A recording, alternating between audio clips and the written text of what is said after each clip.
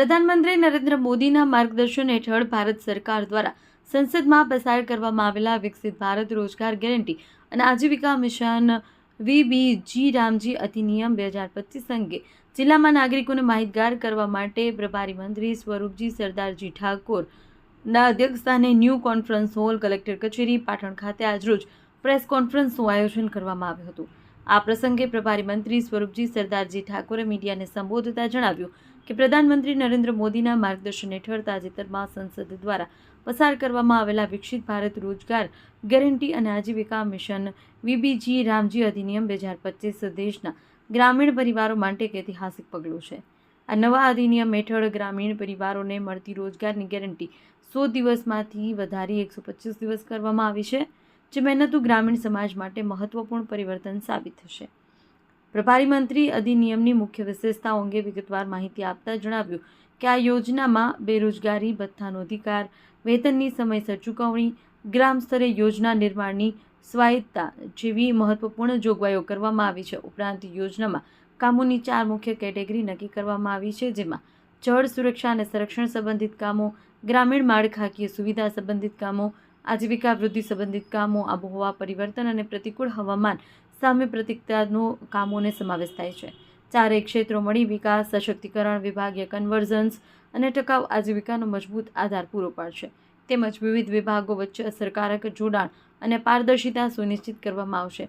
કૃષિ ક્ષેત્ર અને મજૂર શક્તિ વચ્ચે સંકલન વધારવા માટે સાથે જ વહીવટી ખર્ચની મર્યાદામાં પણ વધારો કરવામાં આવ્યો હોવાનું તેમણે ઉમેર્યું હતું। પ્રભારી મંત્રીએ વધુમાં જણાવ્યું, અધિનિયમ હેઠળ દરેક પાત્ર ગ્રામીણ પરિવારને વર્ષમાં 125 દિવસની રોજગારીની ખાતરી આપવામાં આવશે, જે ગ્રામીણ અર્થતંત્રને મજબૂત બનાવવામાં મહત્વપૂર્ણ ભૂમિકા ભજવશે। પ્રેસ કોન્ફરન્સમાં જિલ્લા પંચાયત પ્રમુખ હેતલબેન ઠાકોર, ધારાસભ્યો લવિંગજી ઠાકોર અને બળવંતસિંહ રાજપૂત, કલેક્ટર તુષાર ભટ્ટ, જિલ્લા વિકાસ અધિકારી CL પટેલ, નાયબ નિયામક RK મકવાણા તેમજ પત્રકાર મિત્રો ઉપસ્થિત રહ્યા હતા। આજનો આપણો આ પ્રેસ કોન્ફરન્સની અંદર આપણે જાણ હશે કે આદરણીય પ્રધાનમંત્રી શ્રી નરેન્દ્રભાઈ મોદીજીના નેતૃત્વમાં સંસદના બંને ગૃહોમાં વિકસિત ભારત રોજગાર અને આજીવિકા મિશન ગ્રામીણ વીબીજી રામજી અધિનિયમ 2025ને મંજૂરી આપવામાં આવી છે। ગ્રામીણ વિસ્તારોના વિકાસની દ્રષ્ટિએ આ એક ક્રાંતિકારી અધિનિયમ છે, જે વિકસિત ભારત નિર્માણ, વિકસિત ગામડાની એક નવી રૂપરેખા રજૂ કરે છે।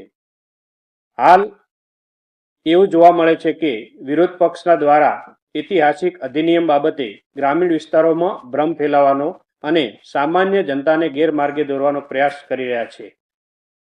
આવા સમયે આપણું કર્તવ્ય છે કે મજૂરો, ખેડૂતો અને ગ્રામીણ પરિવારોને જીવનને સુધારનાર આ અધિનિયમ સાચા તથ્યો, સાચી ભાવના અને સાચા હેતુને જનતા સુધી પહોંચાડીએ। આદરણીય વડાપ્રધાનશ્રીના નેતૃત્વમાં ગ્રામીણ જીવનમાં સમૃદ્ધિ અને રોજગાર સુનિશ્ચિત કરવા માટે આ અધિનિયમમાં અનેક મહત્વપૂર્ણ જોગવાઈઓ કરવામાં આવી છે, જે આ પ્રમાણે છે। અત્યાર સુધી મનરેગા હેઠળ 100 દિવસનું કામ મળતું હતું, પરંતુ આ નવા કાયદાથી હવે 125 દિવસના રોજગારીની ગેરંટી મળશે। સમયસરમાં કામ ન મળવાની સ્થિતિમાં બેરોજગારી ભથ્થાની જોગવાઈને વધુ મજબૂત બનાવવામાં આવી છે। મજૂરી જો મોડેથી મળે તો વધારાની રકમ આપવાની પણ જોગવાઈ કરવામાં આવી છે। હાલમાં એવો ભ્રમ ફેલાવવામાં આવી રહ્યો છે કે યોજનાને કેન્દ્રથી બનાવવામાં આવશે, જ્યારે વાસ્તવિકતા એ છે કે ગ્રામ પંચાયત અને ગ્રામ સભા જ પોતાના ગામના વિકાસનો પ્લાન બનાવશે અને ગામમાં કયા કયા કામ થવા જોઈએ તે નક્કી કરશે। વધુમાં પરિવારોનું નોંધણીકરણ, રોજગાર ગેરંટી કાર્ડ આપવામાં, કામ માટે અરજીઓ મંગાવવામાં અને યોજનાઓ તૈયાર કરવી, આ બધી જવાબદારી ગ્રામ પંચાયતોની રહેશે। આ અધિનિયમ હેઠળ ઓછામાં ઓછા 50% કામો સીધા ગ્રામ પંચાયતો દ્વારા કરવામાં આવશે। તેથી સ્થાનિક લોકોને રોજગાર મળશે અને ગામની જરૂરિયાત મુજબ વિકાસ થશે। ગ્રામ સભા અને ગ્રામ પંચાયત પોતાના ગામના વિકાસ નો પ્લાન તૈયાર કરશે. આ યોજના હેઠળ 4 પ્રકારના મુખ્ય કામ જળ સંરક્ષણ, બાંધકામ નિર્ણય, આજીવિકા આધારિત કામો અને આપત્તિ વ્યવસ્થાપન સંબંધિત કામો કરવામાં આવશે.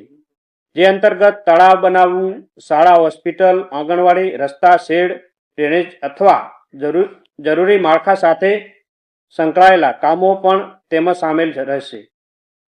આ કાર્યોથી ગામમાં પાણી સુરક્ષિત રહે, મૂળભૂત ઢાંચો મજબૂત બને, રોજગાર અને આવકમાં વધારો થાય અને ગામ કુદરતી આપત્તિઓથી સુરક્ષિત રહેશે. સરકાર દ્વારા સહાયતા સમૂહ સાથે જોડાયેલી બહેનો માટે સ્કિલ સેન્ટર, શેડ્સ નિર્માણ અને હાટ બજાર જેવી પ્રવૃત્તિઓ કરવામાં આવશે, જેથી બહેનોને ગામમાં જ તેમની આજીવિકા મળી રહેશે. આ અધિનિયમમાં ખેતીની જરૂરિયાતને ધ્યાન રાખી જ્યારે વાવણી કે કાપણીનો સમય આવે અને ખેતીમાં મજૂરોને વધુ જરૂર પડે ત્યારે રાજ્ય સરકાર વર્ષમાં વધુમાં વધુ 60 દિવસ સુધી યોજનાના કામોને સ્થાયી રીતે સ્થગિત કરી ત્યાંથી ખેતીને સમયમાં મજૂરોને ખેતરમાં કામ મળી રહે, કૃષિ કાર્ય કોઈ અવરોધ ના આવે અને ગામની અર્થવ્યવસ્થા સંતુલિત રહે.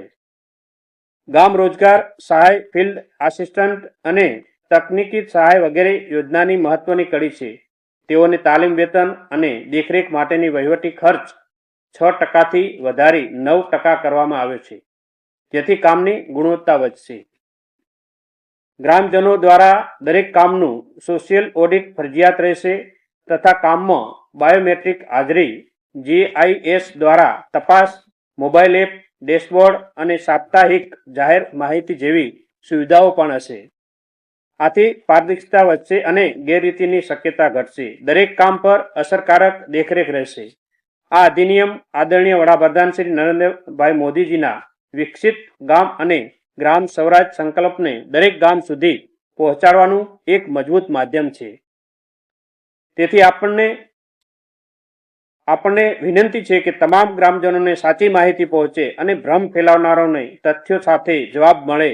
મને પૂર્ણ વિશ્વાસ છે કે આપણા સહિયારા પ્રયત્નોથી આ કાયદો ગ્રામીણ વિસ્તારમાં અસરકારક રીતે સફળ થશે અને દરેક જરૂરતમંદ સુધી રોજગાર, સન્માન અને વિકાસ સુનિશ્ચિત થઈ શકશે. આપ સૌનો ખૂબ ખૂબ આભાર. સ્તુ ભારત માતા કી જય.